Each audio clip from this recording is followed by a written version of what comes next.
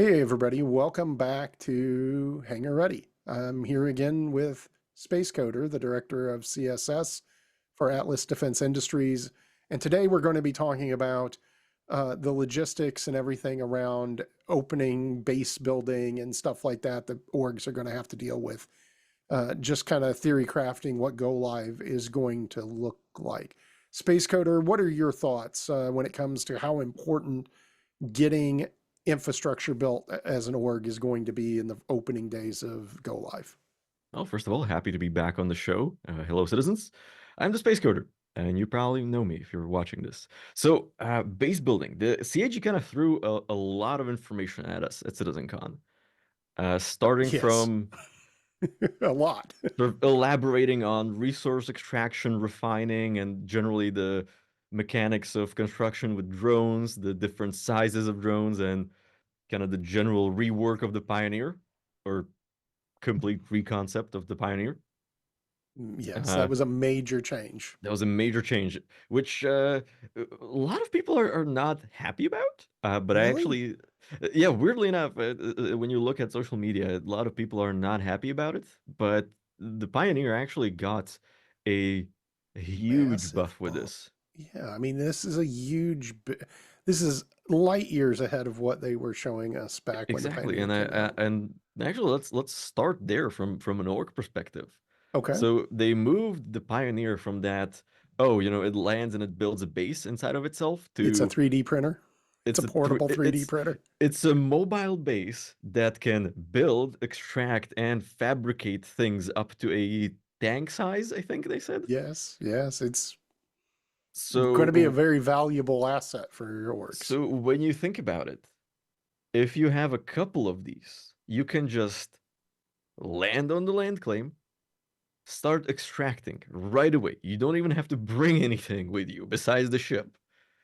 You are refining on the spot. You can build right away because you have those four extra large construction drones. So that's four extra large buildings you are building per Pioneer on site. And you can be printing tanks while you're at it, Or other things, or you know. whatever other things you want to print at that point. But no, So I agree. I mean, the Pioneer was a huge step up. I don't see anything but positives out of it. I so don't that's understand the why there are complaints. that's a huge buff in my mind. I think orgs that own one or several are gonna be at a huge advantage when constructing bases early game. And I mean, even like if you decided like, oh, you know what? I'm not gonna be extracting anything because the site where I'm gonna be building doesn't have anything to extract. You can still build. You can bring 1,000 SCU of materials with you. That's enough to construct a bunch of stuff in my mind. But when we Yeah. sort of moved down with scale, because they showed off a bunch of options for, or well, they really showed off two scales for base building. They showed off kind of that massive sprawling org compound, which I think is what a lot of orgs we will try to get to. We'll have, hangars, fabrication facilities, extraction, refineries, that kind of stuff, so they can have a permanent base somewhere. And then they actually looked at sort of that more homestead type of situation, which I actually think a lot of orgs are also will also want to set up because it allows you to create a small base, extract materials that are available on site because CIG said that materials are going to be fully depleted and they're going to respawn at some random rate. So you might want to go around, set up a few extractors, extract for a couple days, and pack it all up and move somewhere else. And I think a lot of players are gonna go that way because that's more difficult for your enemies to find and easier to protect for you. So And you can build it with a much smaller team as well. yeah. So for large orgs, as we look at this, it looks like, you know, you're gonna need to build. I mean, the big thing that I saw out of the base building is that we're going to be manufacturing stuff, that we're going to be refining stuff. And I guess my question to you is that if you were looking at a large org, what were the things that they need to do? It seems like you would probably want to centralize your refining and your storage and your manufacturing in lawful space.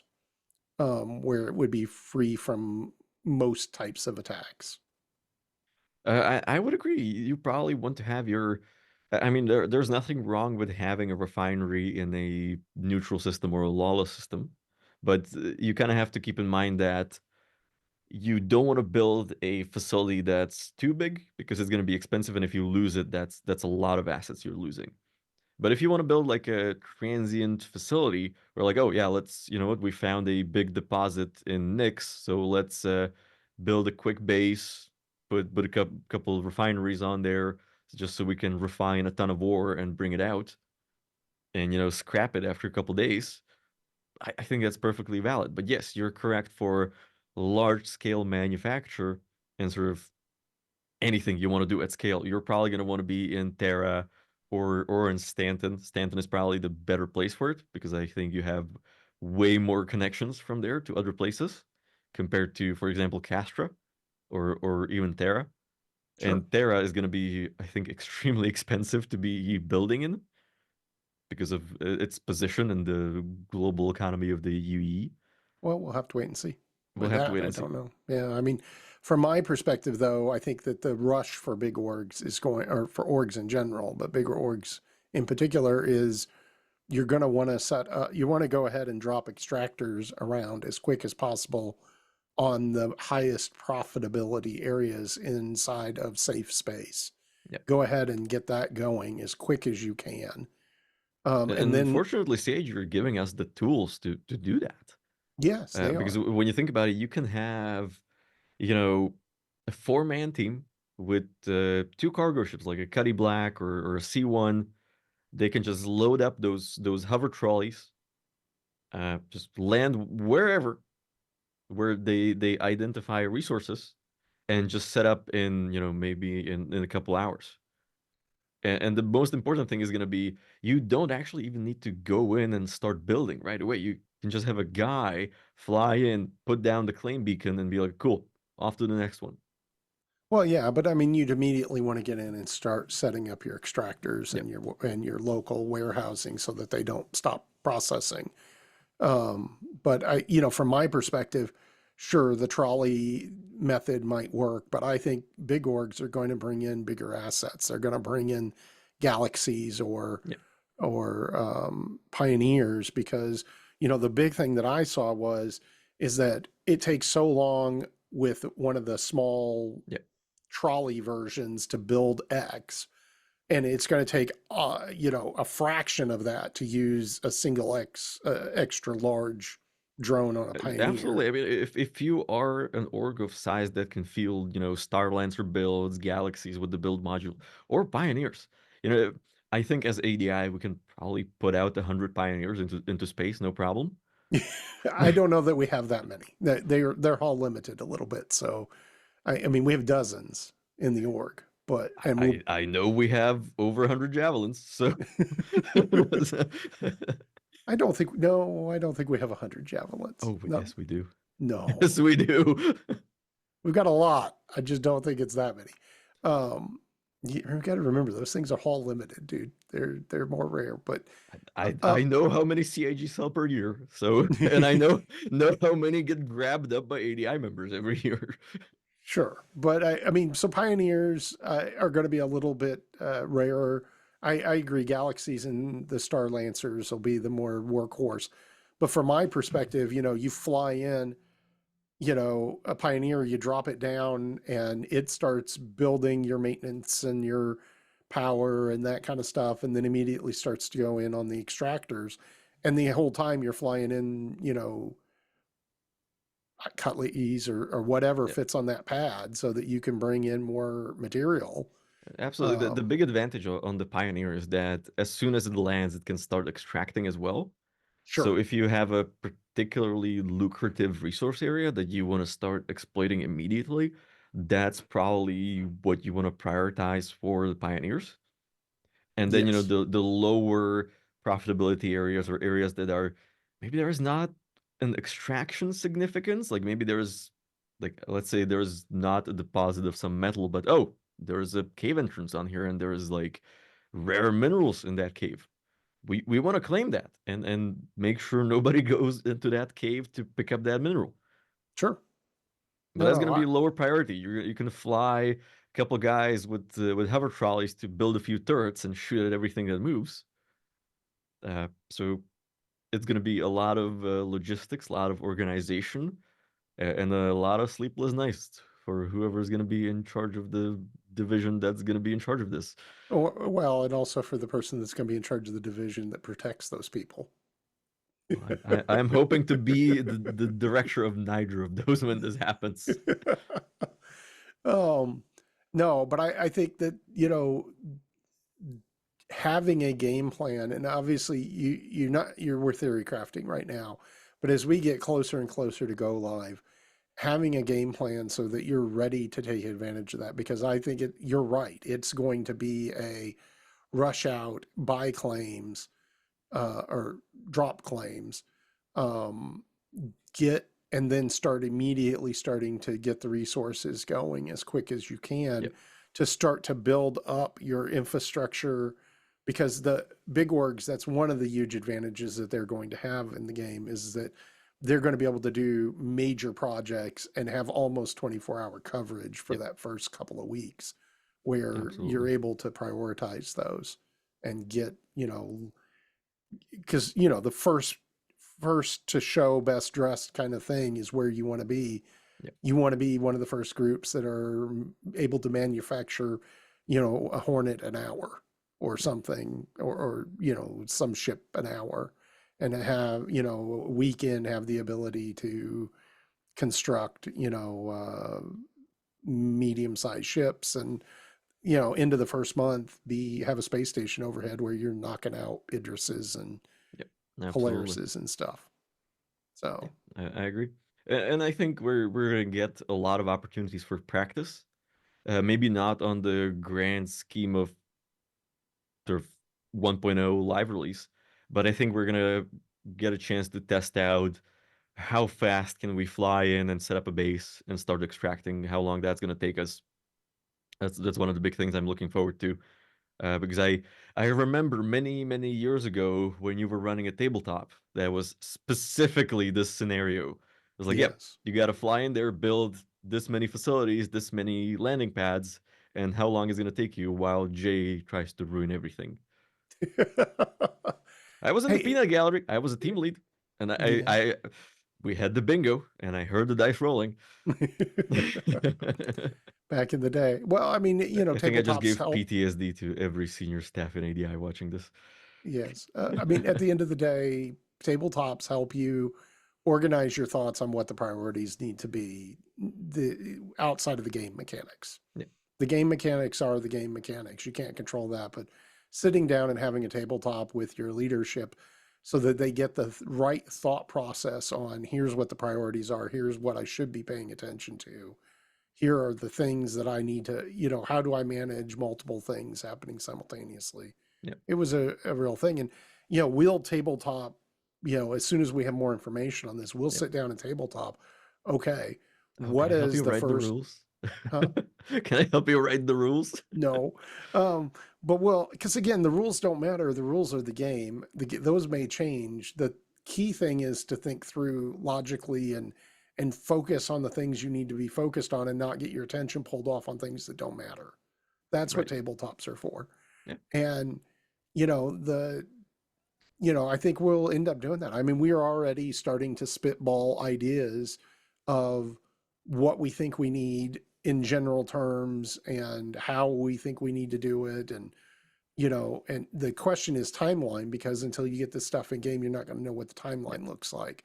And But that's kind of the big question right now is that CAG this year they were very much outlining what's going to be happening with 4.0, even yep, though that got gutted and moved into the future. But that's okay. server And that tech, citizen or that server meshing is so a yeah, monster. yeah, it's a good thing that they're releasing a smaller 4.0 patch. I agree with it. It's a good idea. Uh, and at CitizenCon, they talked a lot about 1.0, what's going to happen with 1.0. But they haven't talked about what's going to happen in between. What is their ideal roadmap on when these features are going to be coming in? and I don't think we're gonna see this until well into 2025. I think, you know, if we're lucky, we're gonna get this Q1 if the planning meetings happen in Q1. But I think realistically, 4.0 is gonna be on fire all of Q1. They're gonna be trying to hot fix it. Things are not gonna work, and then, you know, maybe 2025 Q2, they're gonna be able to start thinking about what they're gonna do with 4.1, 4.2, 4.3, and so on. Yeah, I agree. I mean, here's the reality, with them pushing Squadron 42 until 2026, there's no hope that we'll see beta before 2027 at the very Absolutely. earliest. Yep. And so, I mean, to a certain extent, a lot of this doesn't matter. I mean, it is, 4.0 is going to be a dumpster fire because the server meshing tech is just so crazy, and it's needed. It's going to It's work, needed, yeah. but it's it touches so many things. They're going to be chasing bugs for 6 months Yeah. And in that's that. okay. They're implementing a huge technical change. Correct. I talked Massive. to some of the developers at CitizenCon, and we talked in developer terms on this. And I did not understand the scale of server meshing and how it works on the background until I had maybe half a dozen conversations with people. And now I'm like, you know what? You guys take your time. I'm good. Like, take your time, fix it, you know, do it nicely. And you know, for me as a player and a content creator, if this project takes 3 more years because of it, that's good for me. Like, that's 3 years of gameplay I'm gonna get and 3 years of content I'm gonna make. So for me, that's good. Well, yeah, just remember that I keep saying this. I started this org when in my 30s, and I'm going to be in my 50s when the game goes live. I don't want to be in my 60s. Oh, come on, And so, retirement. That's what retirement is for. Like, me, I am looking forward to this at the retirement home playing Star Citizen all day because well, finally I'm I'm gonna glad have you time for are. it. I'm glad you are. I would prefer to get there sooner.